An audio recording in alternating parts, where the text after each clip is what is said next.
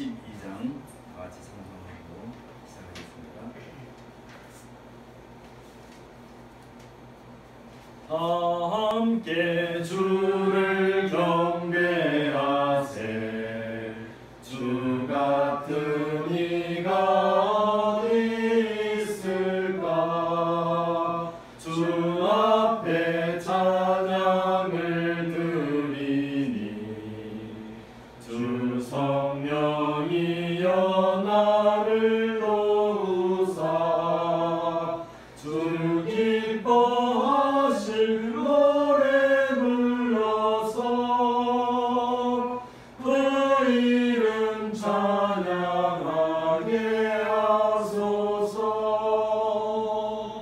내 주여 나를 인도하사 아버지 품에 살게 하시고 주 성령 내 행실 살피사 내 맘과 뜻을 주관하시고 주 성령 내 맘 열어주시사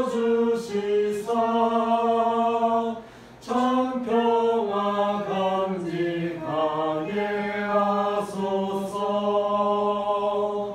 주 성령 나를 강화하사 새 노래 나의 맘에 솟으니 잠대고 간절한 기도로 주께 영광 돌려보내고 주 성령 내 맘 열어주시사 내 주를 찬양하게 하소서. 말할 수 없는 탄식으로 날 위해 친히 간구하시는 주 성령 나랑 상돕나니 이 천한 몸은 주의 것이며 주님의 기염이 일자임을 나 밝히 알게 하여 주소서.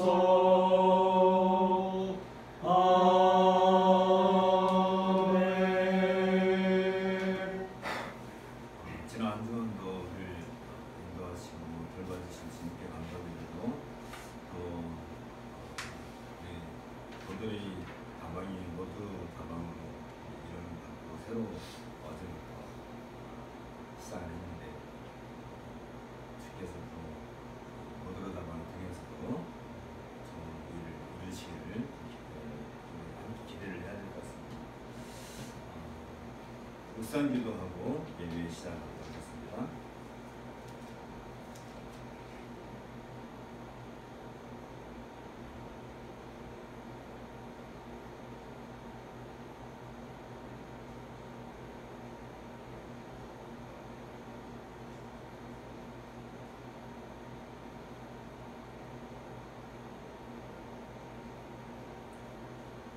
다 같이 자리에서 일어나셔서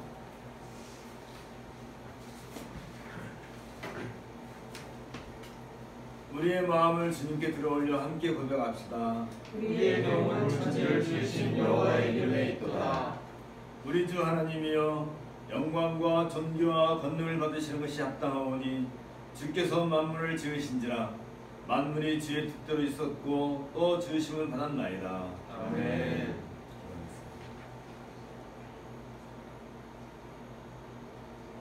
한없는 사랑과 끝없는 은혜로 우리를 보호하시고 눈동자같이 지켜주심으로 우리가 이렇게 강건하게 영적으로나 육적으로나 하나님 앞에 나아올 수 있게 해주심을 주님 감사를 드립니다. 정말로 우리가 하나님의 은혜 가운데에 정말로 바다를 먹물 삼아도 하나님의 은혜를 다 쓸 수 없는 그 놀라운 은혜와 큰 은혜를 받고 살았음을 우리가 고백을 하게 됩니다. 하나님 아버지, 그 은혜를 받고 우리가 살아가는 이 시간에 항상 기억하게 하시고 항상 하나님을 생각하게 하시며 하나님의 지혜를 따라 살아갈 수 있게 하여 주시옵기를 간절히 기도드리옵나이다. 하나님의 지혜를 하나님의 지혜에 우리가 의뢰하고 하나님에게 의지할 때 하나님께서 우리를 인도하시고 하나님의 뜻대로 우리의 길을 바로 인도하심을 기도하심을 우리가 믿사오니 하나님 언제나 하나님의 말씀을 끊이지 않고 묵상하며 마음판에 새기며 살아가는 우리들 될 수 있도록 도와주시옵기를 간절히 기도드리옵나이다. 하나님 아버지, 오늘도 하나님 보좌 앞에 드리러 올라갑니다. 하나님, 우리가 아무 공로 없사오나 오직 주 예수 그리스도의 십자가의 공로로 우리가 하나님 앞에 나아가니 하나님, 우리 비천한 저희들 하나님 앞에 나와 우리가 기도하올 때 하나님 영광 받아주시고 우리가 진정으로 하나님 앞에 하나님의 자녀로서 기업을 이룰 자로서 살아가도록 주여 도와주시옵기를 간절히 기도드리옵나이다. 하나님 아버지, 무엇보다도 하나님 성령을 슬프게 하는 일 없도록 하여 주시고 성령 충만한 삶을 살아가는 저희들 되게 하여 주시옵기를 간절히 기도드리옵나이다. 하나님 아버지, 우리 도돌이 모임이 이제 7개월째에 들어갑니다. 하나님, 적은 모임이 모이지만은 하나님께서 항상 우리 도돌이 모임을 통해서 영광 받아 주시옵 것으로 믿사옵나이다. 더욱더 번창하고 더욱더 정말 결실을 맺는 우리 도돌이 모임이 될 수 있도록 주님 도와주시고 각자 회원 가운데 하나님의 놀라운 은혜와 축복이 같이 하여 주옵기를 간절히 기도드리올 때 모든 말씀을 우리 주님 예수 그리스도의 말씀으로 드려주셨습니다. 아멘. 1장 찬송하겠습니다. 만동의 근원 하나님, 온 백성 찬송 드리고 저 천사여 찬송하세. 찬송 성부 성자 성령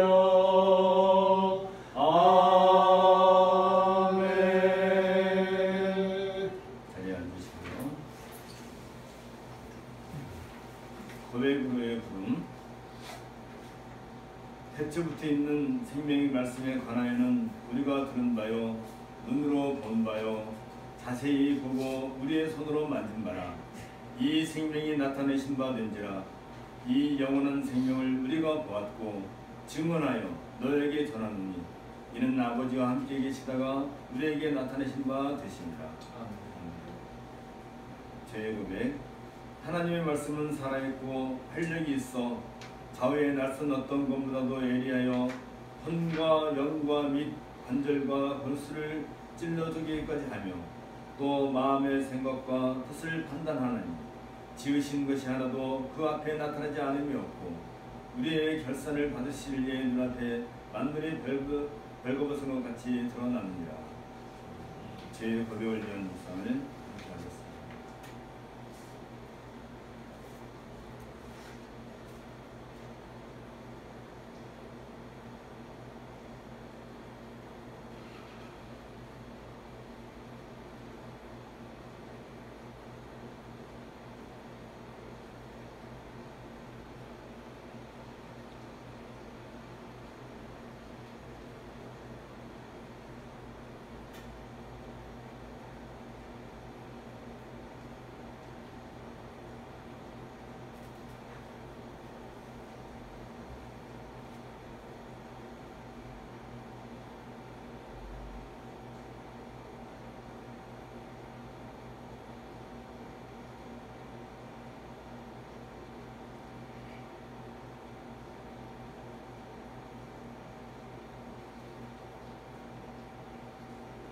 사명과 믿음입니다.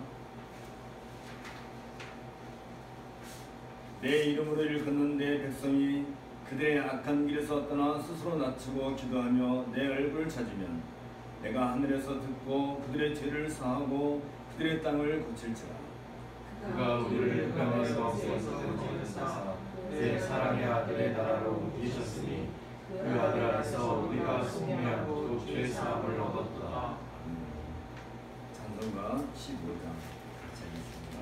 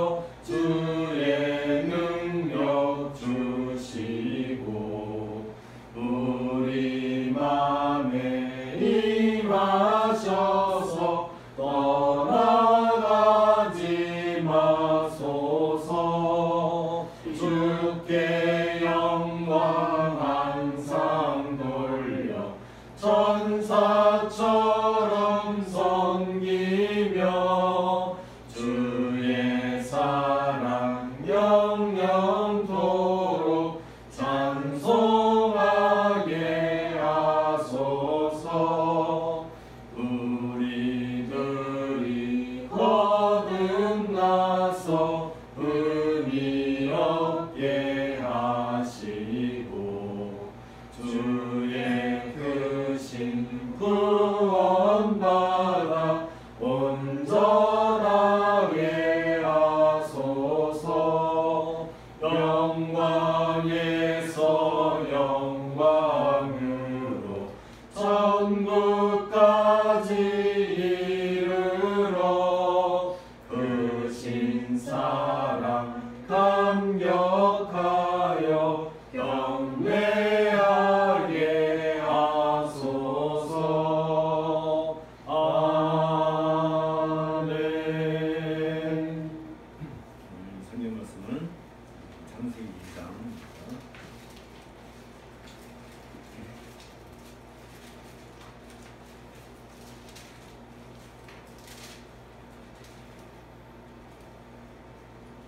천지와 만물이 다 이루어지니라.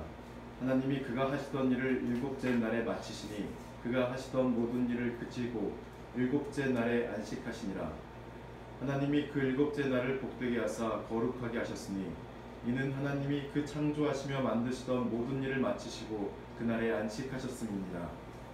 이것이 천지가 창조될 때에 하늘과 땅의 내력이니 여호와 하나님이 땅과 하늘을 만드시던 날에 여호와 하나님이 땅에 비를 내리지 아니하셨고 땅을 갈 사람도 없었으므로 들에는 초목이 아직 없었고 밭에는 채소가 나지 아니하였으며 안개만 땅에서 올라와 온 지면을 적셨더라. 여호와 하나님이 땅의 흙으로 사람을 지으시고 생기를 그 코에 불어넣으시니 사람이 생명이 되니라. 여호와 하나님이 동방의 에덴에 동산을 창설하시고 그 지으신 사람을 거기 두시니라. 여호와 하나님이 그 땅에서 보기에 아름답고 먹기에 좋은 나무가 나게 하시니 동산 가운데에는 생명나무와 선악을 알게 하는 나무도 있더라. 강이 에덴에서 흘러나와 동산을 적시고 거기서부터 갈라져 네 근원이 되었으니 첫째의 이름은 비손이라. 금이 있는 하윌라 온 땅에 둘렀으며 그 땅의 금은 순금이요 그곳에는 베델리엄과 호마노도 있으며 둘째 강의 이름은 기온이라. 구스 온 땅을 둘렀고 셋째 강의 이름은 히데겔이라.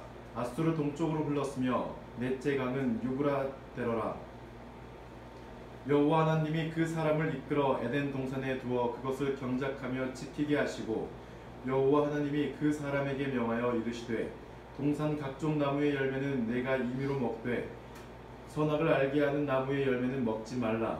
내가 먹는 날에는 반드시 죽으리라 하시니라. 여호와 하나님이 이르시되 사람이 혼자 사는 것이 좋지 아니하니 내가 그를 위하여 돕는 배필을 지으리라 하시니라. 여호와 하나님이 흙으로 각종 들짐승과 공중의 각종 새를 지으시고 아담이 무엇이라고 부르나 보시려고 그것들을 그에게로 이끌어 가시니 아담이 각 생물을 부르는 것이 곧 그 이름이 되었더라. 아담이 모든 가축과 공중의 새와 들의 모든 짐승에게 이름을 주니라. 아담이 돕는 배필이 없으므로 여호와 하나님이 아담을 깊이 잠들게 하시니 잠들매 그가 그 갈빗대 하나를 취하고 살로 대신 채우시고 여호와 하나님이 아담에게서 취하신 그 갈빗대로 여자를 만드시고 그를 아담에게로 이끌어 오시니 아담이 이르되 이는 내 뼈 중에 뼈요 살 중에 살이라. 이것을 남자에게서 취하였은즉 여자라 부르리라 하니라. 이러므로 남자가 부모를 떠나 그의 아내와 합하여 둘이 한 몸을 이룰지로다. 아담과 그의 아내 두 사람이 벌거벗었으나 부끄러워하지 아니하니라. 이는 주님의 말씀입니다. 하나님께 감사를 드립니다. 65장 감사하겠습니다.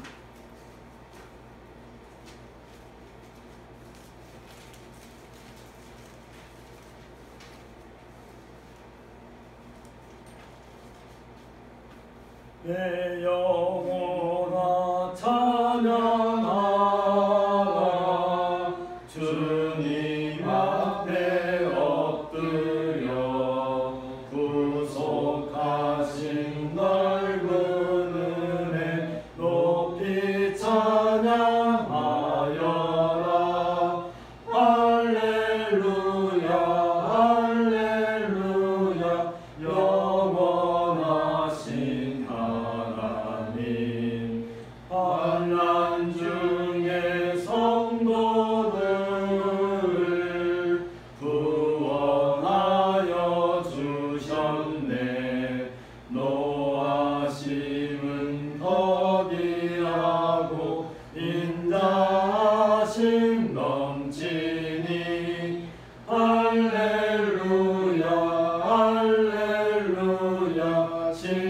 신실하신 하나님, 우리 약함 아시는 줄 항상 지켜주시고 인자하신 그 손으로 보호하여 주시니 할렐루야 할렐루야 자비하신 하나님, 천사들아 우리 함께 주께 찬양 드리세. 성도들아 모두 모여 주께 경배하여라. 할렐루야 할렐루야 은혜로우신 하나님. 아멘. 기도하겠습니다.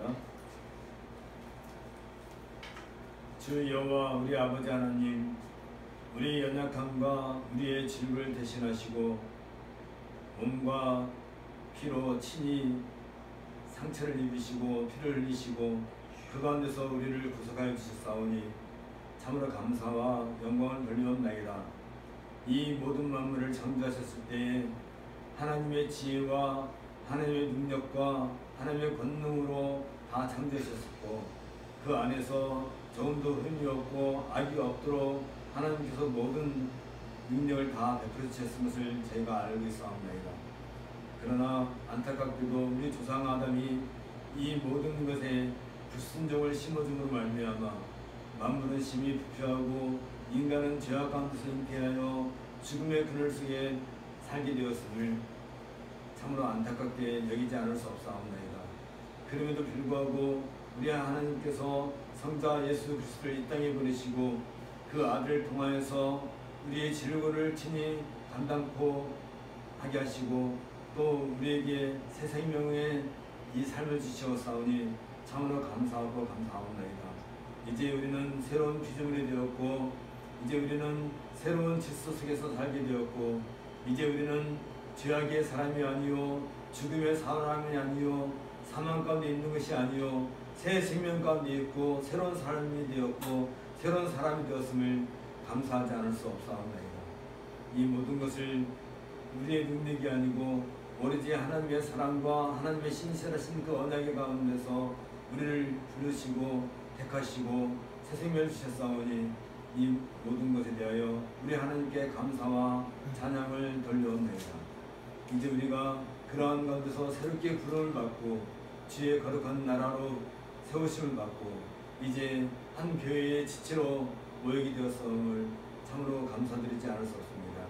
우리 예배를 받으시고 우리 영혼에게 늘 새로운 양식을 주시는 하나님 아버지, 이제 우리가 이 예배를 통해서 하나님의 백성인 것을 깨닫고 또 고백하고 그 가운데서 우리가 새로운 양식을 얻어서 이제 이 땅에 거룩한 교회를 세워나가는 일에 우리의 온 몸과 마음을 다할 수 있도록 우리의 모든 지혜와 청명을 다할 수 있도록 은혜를 더하여 주옵소서.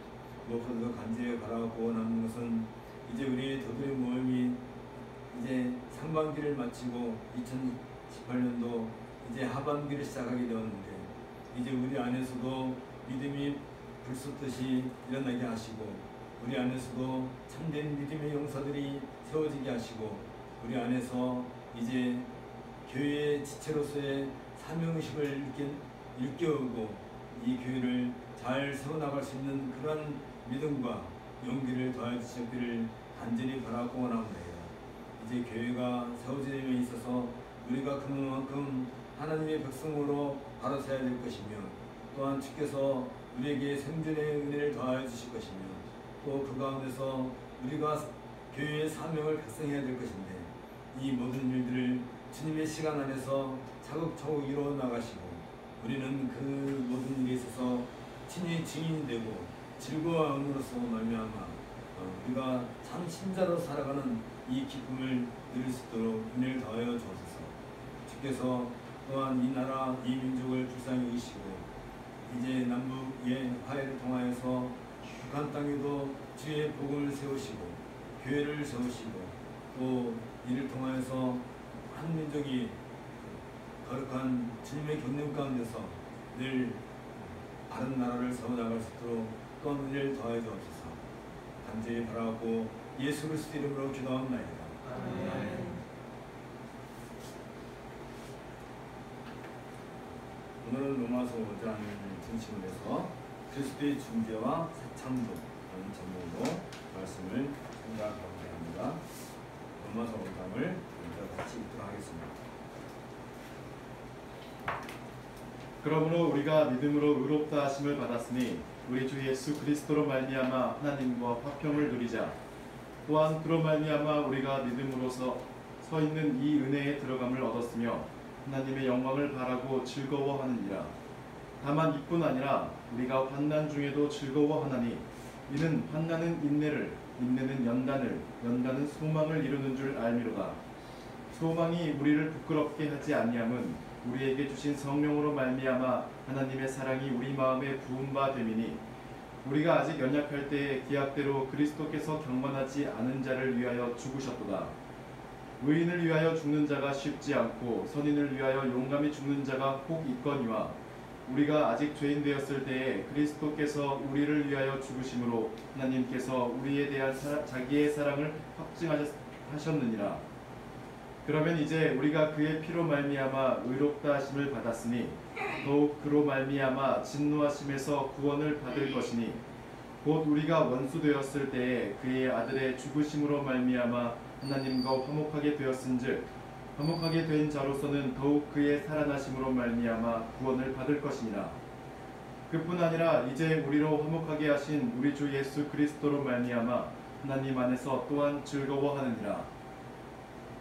그러므로 한 사람으로 말미암아 죄가 세상에 들어오고 죄로 말미암아 사망이 들어왔나니 이와 같이 모든 사람이 죄를 지었으므로 사망이 모든 사람에게 이르렀느니라. 죄가 율법이 있기 전에도 세상에 있었으나 율법이 없었을 때에는 죄를 죄로 여기지 아니하였느니라.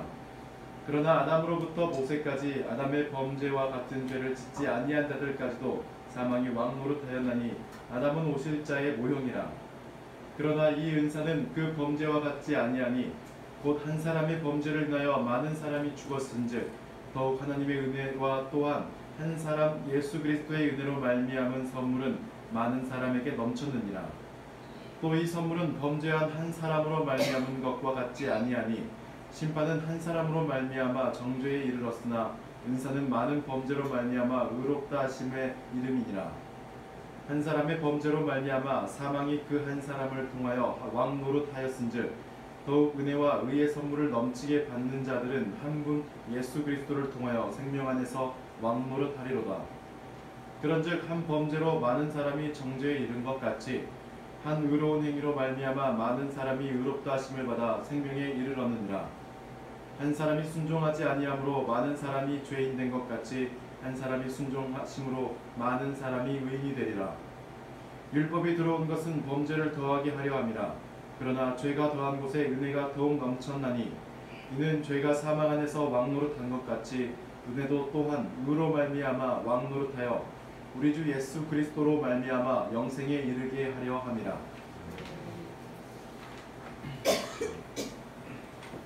로마서 4장에서 바울은 이신칭의의 원리가 구약에 근거한 역사적인 원칙이며 믿음은 율법과 선지서들에 의해 증거된 것으로서 율법을 부정하는 것이 아니라 오히려 율법을 굳게 세우는 것이라고 이해했고 아브라함과 다윗의 예를 들어서 그 내용을 설명한 바 있습니다.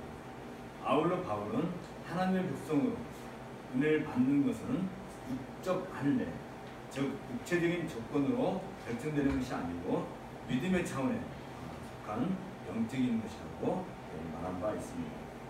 나아가서 바울은 아브라함과 동질의 믿음, 즉 믿음으로 의롭게 되는 것만이 아브라함의 후사가 되어 약속된 기업을 얻게 된다는 그 사실을 밝혀놓은 바 있습니다. 여기에서 바울은 육적 혈통이 아닌 언약과 믿음으로 말미암아 아브라함의 삼속자가 되며 이것이 인류를 구원하기 위한 보편적인 하나님의 원칙이라고 주장하고 있습니다. 이 원칙에 따라서 아브라함이 하나님의 약속에 따라 아들 이삭을 바침으로써 죽은 자를 살리시는 분이심을 믿었던 것처럼 십자가에서 죽은 예수를 죽은 자 가운데서 다시 살리신 하나님을 믿는 것을 믿음이라고 정의하고 있습니다. 이어서 이제 로마서 5장에 와서 바울은 믿음으로 의롭다함을 받은 성도들에게서 나타나는 상태에 대하여 이제 구체적으로 제시해주고 있습니다. 이것은 지난 인류의 역사 과정에서 모든 사람들을 옥죄고 있던 죄의 권세로부터 그리스도의 십자가와 구원으로 말미암아 자유롭게 된 성도들의 삶이 얼마나 힘찬 것인가를 보여주기 위함입니다. 하나님으로부터 그리스도의 의에 근거하여 우리 인간의 죄를 용서하시고 그 의를 우리에게 전가하심으로 의롭다고 인정하시는 은혜, 그것이 곧 칭의인데 이 칭의의 은혜를 받은 성도가 누리는 능력은 가장 먼저 하나님과 화평을 누리는 것에서 찾을 수 있을 것입니다. 화평은 하나님의 진노 상태가 해소됨으로써 얻어지는 것입니다. 여기서 바울은 인간의 타락 상태가 반전되어서 하나님을 참되게 알고 하나님의 뜻을 기뻐하며 하나님을 사랑하고 순종하는 상태에서 누리는 그 평안을 화평의 상태라고 제시해주고 있습니다. 특별히 유대인들의 사상에서 하나님이 주신 평강은 언약과 밀접한 관계를 가지고 있습니다. 이스라엘에게 있어서 평강의 언약은 제사장 직분과 더불어서 비너스의 축복과 연결되어 있는데 제사장 아론의 손자 엘르아살의 아들 비너스가 나의 질투심으로 질투하여 이스라엘 자손 중에서 나의 노를 돌이켜서 나의 질투심으로 그들을 진멸하지 않게 하였도다. 그러므로 말하라. 내가 그에게 나의 평화의 언약을 주리니 그와 그 후손에게 영원한 제사장의 직분의 언약이라. 그가 그 하나님을 위하여 질투하여 이스라엘 자손을 속죄하였습니다. 민수기 25장 11절 20절에 나와 있는 이 말씀과 같이 하나님의 약속은 바알볼 사건과 관련되어 주어졌으며 이제 영원한 제사장 직분의 언약으로서 평화의 언약이라 그렇게 일컬어졌던 것입니다. 이 직분의 역할이 다시 말하면 영원한 평화의 언약을 선포하는 대제사장의 그 직분의 역할이 예수 그리스도에게 연결되고 있다는 것은 주지의 사실입니다. 바울이 이 로마서 5장 1절에 말한 것처럼 우리 주 예수 그리스도로 말미암아 하나님으로 더불어 화평을 누리자라고 한 말 역시 이 비너스에게 약속된 영원한 제사장 직분의 연관선상에서 이해되어야 할 것입니다. 말라기 선지자의 경고에 따르면 제사장 직분의 언약을 이스라엘이 파기했지만 이제 바울은 예수 그리스도 안에서 이 언약이 성취됨으로써 평강의 언약이 당신되었다고 이렇게 말해주고 있습니다. 뿐만 아니라 평화의 개념은 다분히 의의 개념과 중복되거나 상호 보완적인 개념들을 수반하고 있습니다. 샬롬, 다시 말하면 평화의 이 성취된 상태의 기본으로 제시된 개념이 의, ጼ다카이기 때문에 그렇습니다. 그러므로 샬롬과 ጼ다카는 동의이기도 하고 같은 내용이기도 하고 서로 상호 보완이 되는 것입니다. 의가 있는 곳에 평화가 있고 평화가 있는 곳에 하나님의 의가 있다는 것입니다. 이런 점에서 바울은 믿음으로 의롭다 하심을 얻은 것과 하나님으로 더불어 화평을 누리는 것은 동일 개념이라고 이렇게 이해하고 있었던 것입니다. 선지자들은 하나님께서 약속하신 화평이 샬롬이 완전하게 꼽히게 되는 것을 미래의 새 시대에 속하는 것으로 예언한 바가 있습니다. 이 예언적 약속에 근거하여 바울은 이스라엘 정말론적 소망이 이제 예수 그리스도에게 성취되었다 이렇게 밝히고 있는 것입니다. 이것은 예수 그리스도로 말미암아 이제 새로운 시대가 도래되었음을 의미하는 것입니다. 이어서 바울은 믿음으로 덧입혀지는 하나님의 의, 그것은 오직 그리스도로 말미암아 가능하다고 주장하고 있습니다. 이것은 믿음으로만으로 의를 얻을 수 있을 것이라고 오해하지 않게 하기 위함인 것입니다. 뿐만 아니라 이 말은 그리스도만으로 되는 것이 아님을 암시하고 있습니다. 다시 말하면 로마서 5장 1절에서 바울이 하고 있는 것은 믿음으로 그리스도로 말미암아 이 두 가지가 함께 작용을 해야 한다는 것입니다. 이 상태에서 우리가 소망하는 것은 하나님의 영광일 것입니다. 하나님의 영광에 대한 소망은 우리의 크신 하나님 구주 예수 그리스도의 영광이 나타나심을 기다리는 것이기도 하며 본 예수 그리스도의 재림과 관련된 소망을 가지고 우리에게 약속된 부활을 기다리는 소망을 가지는 것입니다. 그리스도의 재림과 우리의 부활에 대한 소망은 하나님의 영광을 바라보고 즐거워하는 상태를 가져다 주기 때문에 그렇습니다. 이러한 소망에 근거하여 바울은 다만 이뿐 아니라 우리가 환난 중에도 즐거워하나니 이는 환난은 인내를, 인내는 연단을, 연단은 소망을 이루는 줄 아미로다 라고 말하고 있는 것입니다. 이것은 환난이 인내를 통해 연단을 가져오고 이 과정을 통해 소망이 확실해짐을 의미해 주고 있습니다. 바울은 이 세상의 성도들이 당하는 환난은 결국 연단을 위한 것이며 이로써 그리스도의 재림과 우리의 부활에 대한 소망이 더 굳게 세워지고 있음을 말하고 있습니다. 여기에서 바울은 성도가 이미 그리고 아직 아닌 사이에 있는 긴장의 상태에 있음을 다시 한번 우리가 깨닫게 됩니다.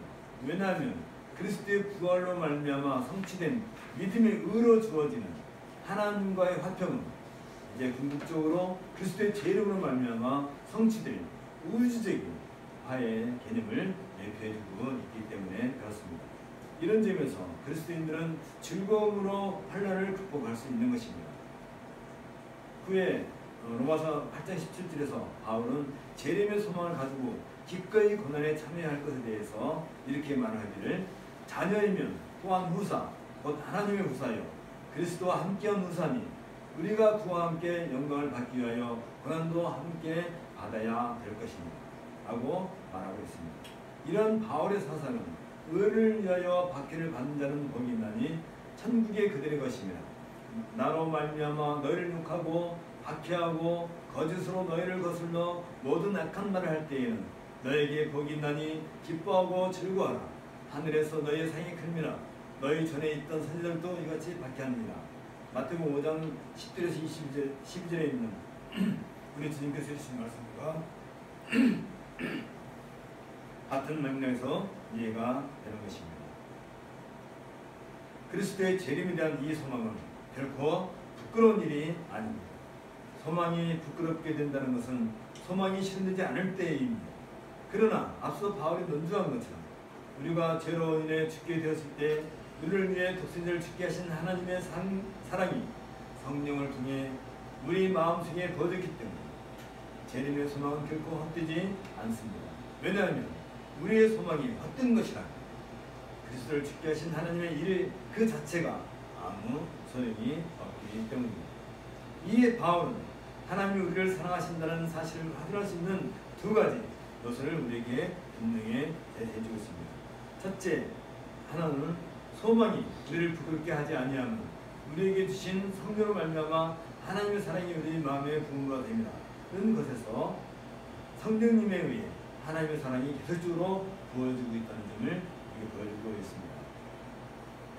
성령이 부어주심은 이제 새로운 시대의 표지였습니다.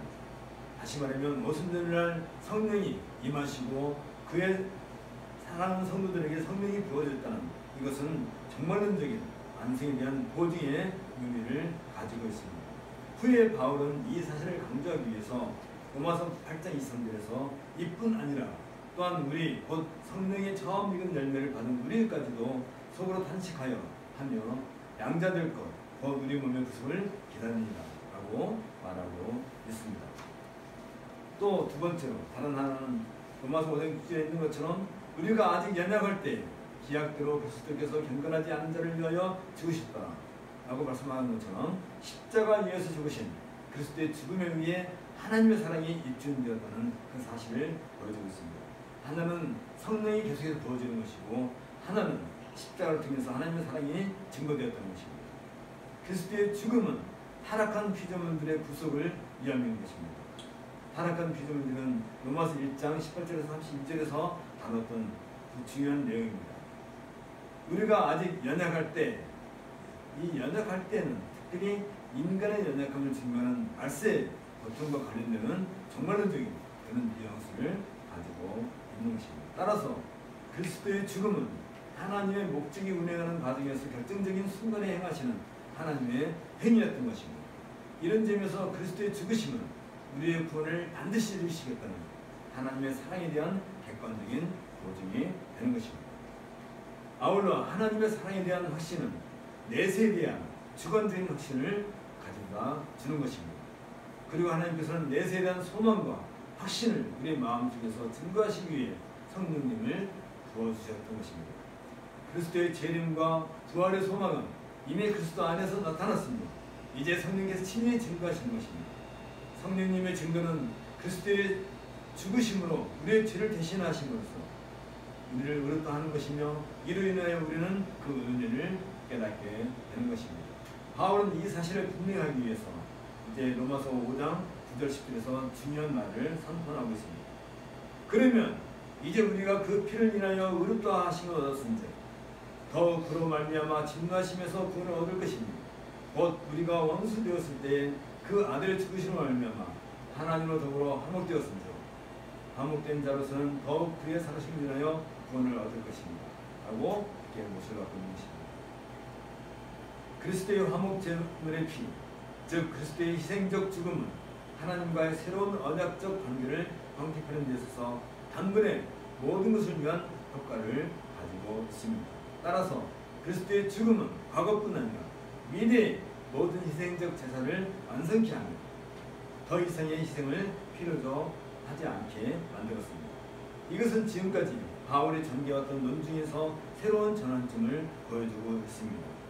바울은 인간의 믿기 전의 상태로부터 시작해서 하나님의 진노 아래 있는 인간이 율법의 의, 즉 자기의 의를 성취할 수 없다고 지적하고 결국 그리스도로 말미암아 주어진 새로운 은혜의 의로 말미암아 하나님과 화목하게 되고 내세의 소망을 가지게 되었다는 이런 근본적인 변화의 상태를 이제 우리에게 보여주고 있는 것입니다. 바울은 부활하신 그리스도의 생명으로 말미암아 사망에 의해 더 이상 제한되거나 위협당하지 않는 생명이 우리에게 주어질 것을 의심치 않았습니다. 그리스도의 죽음은 하나님의 진노 문제를 해결하고 하나님과 인간의 반목 문제를 해결했습니다. 그러나 인간에 대한 하나님의 충분하신 목적은 인간이 참된 생명을 가지게 함에 있는 것입니다. 부활의 성도들은 여전히 미래적 사건이지만 부활은 구원의 종말론적인 완성임에 분명한 것입니다.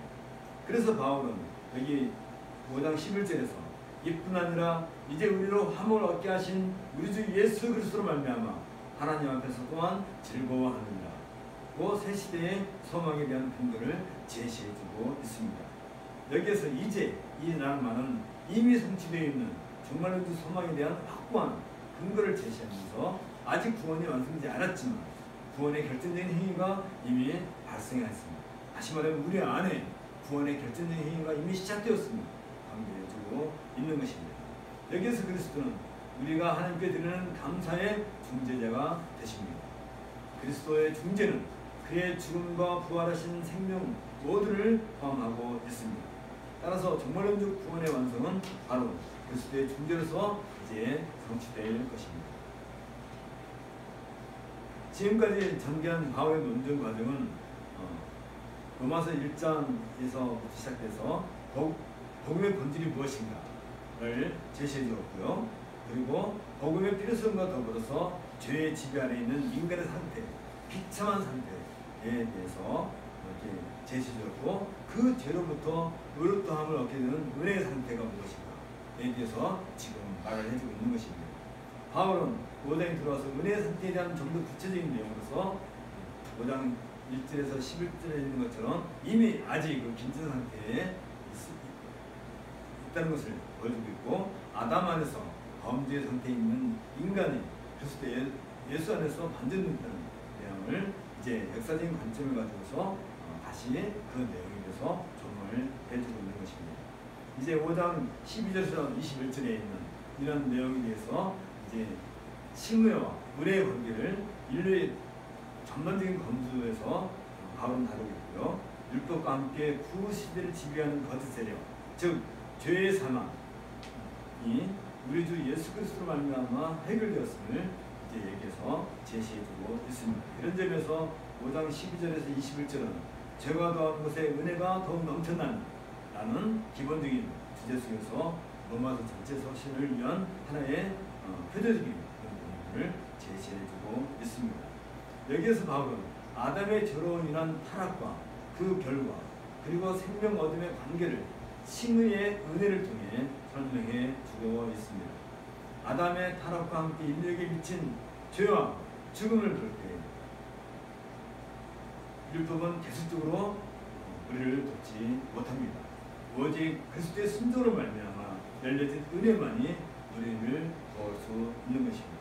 이것은 흙으로부터 창조되어 죽을 수밖에 없는 아담과는 대조적으로 그리스도는 부활하신 주님이시고 인자이시기에 그리스도를 아담과 동일하게 여기서는 안 된다는 점을 보여주고 있습니다. 이러므로 한 사람으로 말미암아 죄가 세상에 들어오고 죄로 말미암아 사망이 왔나니 이와 같이 모든 사람이 죄를 지었으므로 사망이 모든 사람에게 이르렀느니라. 그런 갑작스러운 화제의 변화는 앞서 그리스도로 말미암아 성취되어 은혜로 주어진 새로운 의와 관련해 어떻게 우리가 도달할 수 있는가에 대한 좀 더 깊은 대답을 제공해 주기 위함입니다. 바울은 이미 범죄와 타락으로 인한 하나님의 진노에 대해서 그리고 그리스도와 구속으로 말미암아 믿음으로 의롭게 되는 것에 대해서 그리고 의롭게 된 자로서 하나님과 화평을 누리는 것에 대해서 그리고 내세의 소망을 소유하게 된 것에 대해서 각기 지금까지 설명해 온 바가 있는데 바울은 이 사실을 역사적 관점에서 재언급하기 위해서 다시 설명해 주시기 위해서 인류의 전 역사 과정을 아담과 모세, 예수 이렇게 크게 세 덩어리를 이어서 화발적인 안목으로 우리에게 보여주고 있는 것입니다. 먼저 바울은 역사의 시발점으로 거론되는 아담으로부터 죄가 이 세상에 들어왔다는 사실을 제기하고 있습니다. 바울은 아담의 범죄로 말미암아 처리되는 모든 악의 결과가 인류에게 사망을 가져왔음을 지적해주고 있습니다. 바울은 여기서 사망이라는 상태가 어떻게 처리되었는지 그 역사적 근원을 밝히고 있는데 이것은 로마서 1장 18절에서 32절에 나와 있는 인간의 영적 상태가 곧 사망의 상태인 것을 보여주기 위함인 것입니다. 그리고 이제 나아가 이제 로마서 5장 13절에 있는 것처럼 바울은 죄의 결과로 사망에 임하게 된 이 원리가 아담 한 사람에게 그치지 않고 동일한 원리를 따라서 모든 사람에게 임하게 되었다고 밝히고 결국 모든 사람이 죄를 범했다는 조건 아래에서 사망이 임하게 된 것이라고 그렇게 말하고 지적해주고 있습니다. 그리고 이 원리는 모세 율법의 제시될 때까지도 동일하게 적용되었습니다. 이 모세 시대에는 이전까지는 아직 모세 율법이 주어지지 않았지만 하나님께서 각 사람의 양심에 심어진 규범을 위해서 사망이 사람들의 마음노릇을 해왔던 것입니다. 심지어 아담과 같은 죄, 즉 하나님의 말씀을 고의로 어기는 죄악을 행하지 않은 들이 할지라도 다시 말하면 하나님의 말씀이 무엇인지 몰라서 그런 죄악을 범하지 않았다 할지라도 여전히 사망 아래 있기 마련인 것입니다. 사망은 반드시 죄의 결과로 온다는 것이 그 원칙이기 때문에 그렇습니다. 그렇다면 아담과 같은 죄를 범하지 않은 사람일지라도 사망 안에 있다는 것은 그들이 이미 잉태될 때부터 죄 아래 있음을 의미해주고 있는 것입니다. 이 논리에 대해 로마서 5장 14절과 15절에서 아담은 오실자의 표상이라 라는 말로 바울은 설명하고 있는데 즉 아담이 범한 죄에 대한 책임은 인간이 태어났다는 그 사실만으로 책임을 져야 한다는 점을 강조하고 있고요. 비록 아담의 범죄에 참여하지 않았다 할지라도 사람은 생득적으로 죄는 태어나서 곧 사망에 이르게 된다는 것이 큰 원칙으로 역사 속에 남아있는 것입니다. 이것은 아담과 그 후손 사이에 연관된 연합의 원리로서 설명이 되는 것인데 즉 한 사람의 행동이 모든 사람에게 영향을 미친다는 것은 이들 사이에 연합된 관계가 형성되어 있음을 의미하는 것입니다. 다시 말하면 아담의 범죄로 말미암아 아담과 연합된 우리도 똑같이 범죄하게 된 것이고 그리고 그 결과로 우리는 사망에 이르게 된 것입니다. 이와 관련해서 칼빈은 기독교 강요 제2권에서 이렇게 정의를 하고 있습니다. 아담이 지으신 분과 연합하여 있고 또한 그에게 매여 있는 것이 그의 영적 생명이었던 것처럼 하나님께로부터 멀어지는 것은 그의 영혼의 죽음이었습니다. 그가 하늘과 땅의 자연 질서 전체를 부패시켰으니 자신의 반역으로 자기의 모든 후손을 멸망에 몰아넣었다는 것이 전혀 이상한 일이 아닙니다. 라고 이렇게 지적해주고 있습니다. 사람은 어떤 경우라도 자기 스스로 죄의 부패로부터 벗어날 수 없게 되었던 것입니다. 도르트 신조는 이 점에 대해서 셋째와 넷째 교회 제3장에서 다시 한번 지적해주고 있는데, 모든 인간은 죄 속에서 잉태되어 본질상 진노의 자식으로서 선행을 할 수 없고 죄악에 빠져서 죄 가운데 죽을 수밖에 없는 노예가 되었다. 그러므로 성령의 중생하는 은혜가 없이는 하나님께로 올 수 없고 하나님께로 오려고 하지도 않으며 그 지역에서 저렇게 될 수도 없다라고 이렇게 고백하고 있습니다. 이것이 우리가 말하고 있는 것처럼 인간의 전적 타락 상태를, 부패한 상태를 보여주고 있는 것입니다. 거기에 대해서 이제 바울은 새로운 논리의 반전을 가지고 있는데, 아담으로부터 시작된 죄와 사망의 지배 아래에 있던 인류로서는 모세의 율법이 주어졌음에도 불구하고 여전히 단절되지 않고 계속되어 왔다는 것을 보여주고 있는데요. 그러나 죄와 저주와 심판의 역사가 그리스도 안에서 안전되었다는 사실을 이제 다시 한번 우리에게 깨우쳐주고 있습니다. 그런 점에서 로마서 5장 10절에서 바울은 아담은 보실자의 표상이다 라고 말하고 있는데, 아담이 그리스도의 첫 번째 모형을 의미해주고 있습니다. 아담과 그리스도는 각각 한 시대를 시작하며 그 행위에 의해 각 기원의 특성이 이렇게 형성이 됩니다. 이런 점에서 그리스도는 첫 번째 아담의 종말적 상태가 되는 것입니다. 이제 로마서 5장 15절에서 있는 것처럼, 그러나 이 은사는 그 범죄와 같지 아니하니 곧 한 사람의 범죄를 인하여 많은 사람이 죽었음즉 더욱 하나님의 은혜와 또는 한 사람 예수 그리스도의 은혜로 말미암은 선물이 많은 사람에게 넘쳤습니다.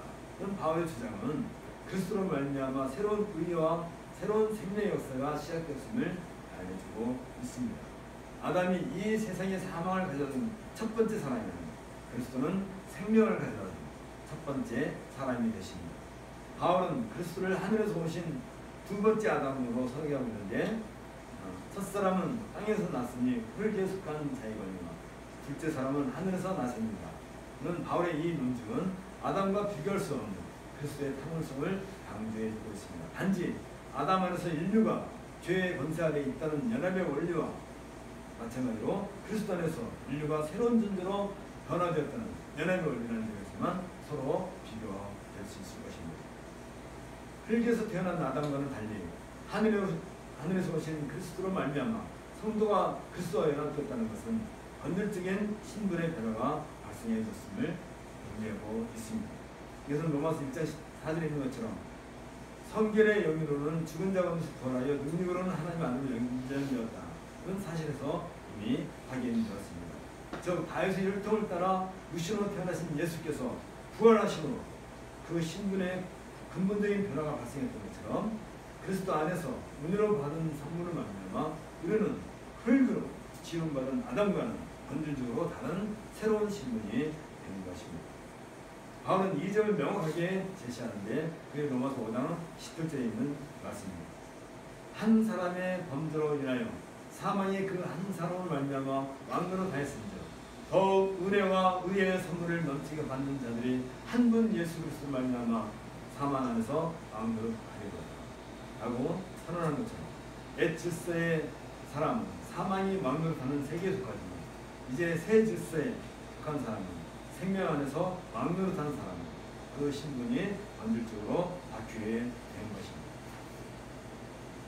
이제 우리는 새로운 창조의 질서 안에 살고 있습니다. 바울의 그리스도를 둘째 아담으로 소개하고 있는 것은 그리스도가 새 언약, 새 인류의 조상이 되었다는 것을 의미하고 있습니다. 이것은 아담으로부터 인류의 역사가 시작된 것처럼 이제 그리스도로 말미암아 새로운 인류의 역사가 시작되었음을 보여주기 위함입니다. 이 사실은 우리들의 신분 변화가 혈통과 아무런 관계가 없음을 의미합니다.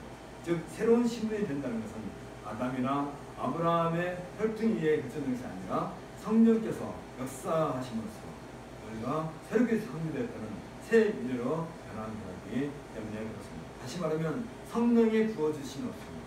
성령의 충만이 없습니다. 우리는 새 인류가 될 수 없는 것입니다. 새 사람이 될 수 없게 되는 것입니다. 이 모든 일은 로마서 5장 19절에 있는 것처럼 한 사람의 순종치 아니함으로 많은 사람이 죄 있는 것 같이 한 사람의 순종하심으로 하늘에서 온 아담 그리스도의 순종하심으로 많은 사람이 의인이 되리라. 그런 바울의 말처럼 이제 죄인이 의인이 된다는 것은 새로운 창조의 같은 그런 의미를 가지게 되는 것입니다.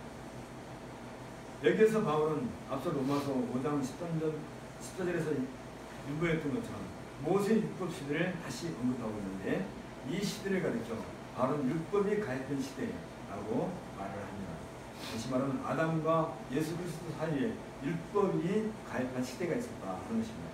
이것은 구약적 체계가 주어진 모세 이후의 시대를 의미해주고 있는데 다시 말하면 이것은 우리가 말하는 구약 시대를 가리켜주고 있습니다. 앞서 바울은 인류의 역사를 크게 첫사람 아담으로 시작된 죽음과 죄 그리고 심판의 역사와 구별해서 그리스도로 시작되는 새 인류의 역사 즉 의와 생명의 역사로 나누었습니다. 바울은 이 두 시대 다시 말하면 아담의 시대와 예수 그리스도로 시작되는 새 인류의 시대 사이에 존재하는 구약 시대가 존재하는 것을 이 율법 체계를 통해 하나의 사실을 보여주고 있는데 그것은 보다도 죄의 실상을 분명하게 드러나게 하는 데 그 목적이 있다고 밝혀지고 있는 것입니다. 그리고 그 율법을 통해서 죄의 정체를 밝힘으로써 이제 그리스도 안에서 주어지는 의와 영생에 이르게 하기 위한 것이라고 바울은 밝혀지고 있는 것입니다. 이런 점에서 바울은 율법을 그리스도에게로 인도하는 농학선생이라 이렇게 갈라디아서 3장에서 일컬어주고 있는 것입니다. 다시 말하면 구약시대는 그리스도에 의해 시작하는 새 창조의 시대를 도입하는 예비적인 역사였다 하는 것이 바울의 관점인 것입니다. 이제 이러한 관점을 가지고 6장과 7장에서 좀 더 죄악의 모습들에 대해서 죄악의 역사에 대해서 우리에게 설명하게 될 것입니다. 함께 기도하도록 하겠습니다.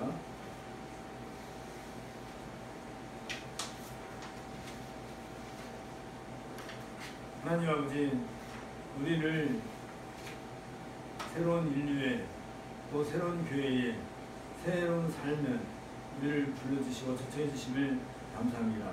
이 모든 일은 조상 아담이 범죄함으로 이루어진 일이지만 이제 그 범죄함을 구속하고 또 치유하는 그런 과정으로서 율법의 시대, 구약의 시대를 주셨고 그것을 통하여서 이 모든 애언의 말씀을 성취하신 그리스도를 통하여서 이제 새 시대를 활짝 열어주신 것을 감사드려옵나이다.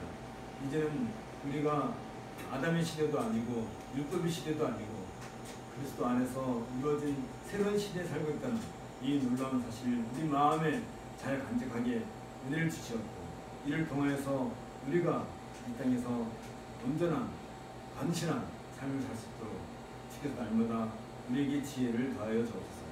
예수님 이름으로 기도하옵나이다. 아멘. 다 같이 일어나셔서 46장 하겠습니다.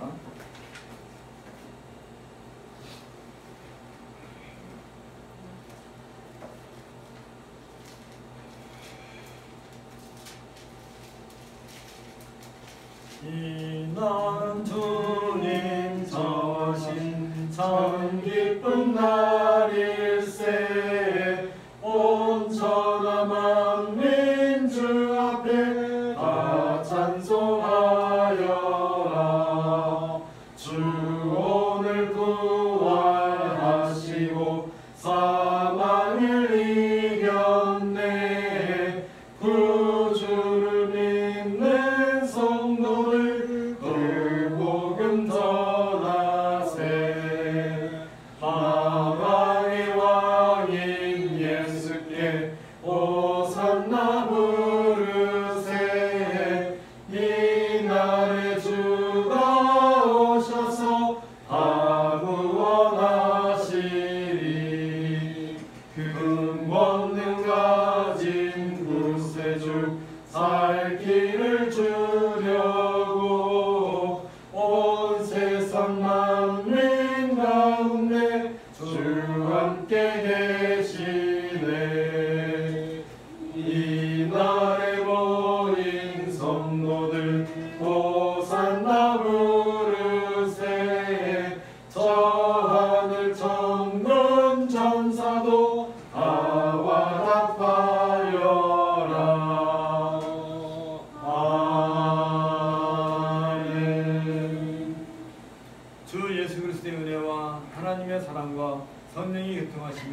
너희들과 함께 있을지어다.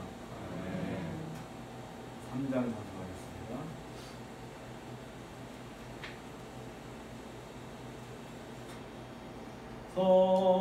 성부성자와 성령 찬송과 영광 돌려보내세. 대초로 지금까지 또 영원 무궁